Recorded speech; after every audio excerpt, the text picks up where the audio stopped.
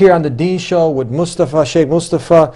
Now, do we see this happening more and more, that because you're born in a family, you don't have that proper direction, good examples from, let's say, from your family teaching you properly, and you don't have that guidance from a young age, and now you end up kind of drifting off, the whole world opens up, you can start going to the raves, to the nightclubs, culture, a lot of culture, strange things associated with Islam that have nothing to do with Islam, and now you have people leaving, right? It's very common. It's very, very common, and I encounter it, you know, on a regular basis. On a regular basis. So like, you know, it's not that I'm alone. Almost everywhere I go, I see people who, literally, that's exactly how I was, and I see them asking the same kind of questions, and some of them are interested in having a further discussion, and others, they just go away from it. So, you know, I can see them going down the same path, and I don't know, if someone had asked me back in the day that, you know what, hey, why don't you have a conversation or something like that, I might have ran away as well. So I don't know what would happen to me.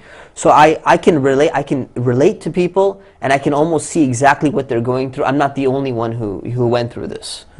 But now you came back, not just an average Muslim. I mean, you're actually an imam at a masjid, spiritual leader, you run the College of Islamic Studies. I mean, how can someone, before they get in a train wreck, car wreck, maybe die at an after party, who knows, because death is a reality, it can come at any time. Before they go through all this drama now, maybe end up nowhere, you actually, you ended up somewhere, you know, figuring out the purpose of life, why you've been created, you know, on a path of goodness. How can someone, let's derive some good from this story now, so people don't make the same mistake. They can avoid all those you know, pitfalls. I mean, I tell people, you know, when I tell them my story, you know, I don't share it that often, but when I tell them my story, almost some people come up to me and they say, you know, I wish I had a similar story so that I could change. And I said, no. You don't want this story. You don't want a near-death experience. You don't, because you might actually die before you change. And you don't need to have an experience like this. You don't need to get into a car accident to change.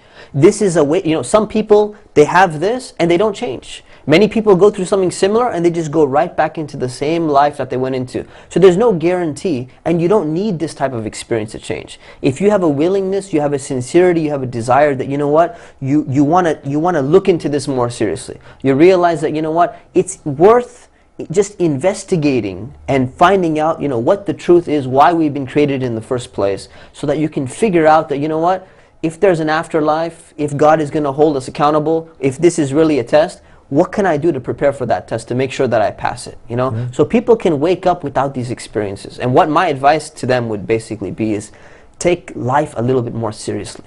You know, there's a lot of distractions. There's a lot of fun and games. There's going to be those friends who come, they try to grab you and say, come on, let's just go have fun, you know? You attend a class, maybe you benefit from a Friday sermon, you watch a YouTube video, and you're kind of like, yeah, you know, I'm gonna focus on this, I'm gonna be interested in this, and then all of a sudden someone goes, forget all that, let's just go watch a movie, and you just forget all of it. This is something that we should be careful about. We really need to reflect upon, what can we do, how can we change ourselves, and the first step in changing yourself is with knowledge. Actually learning properly, well, what is the religion of Islam? What is the ultimate meaning behind these things? What is the meaning behind these rituals? Why are we doing these things? And go beyond all that and not get caught up into all these small things.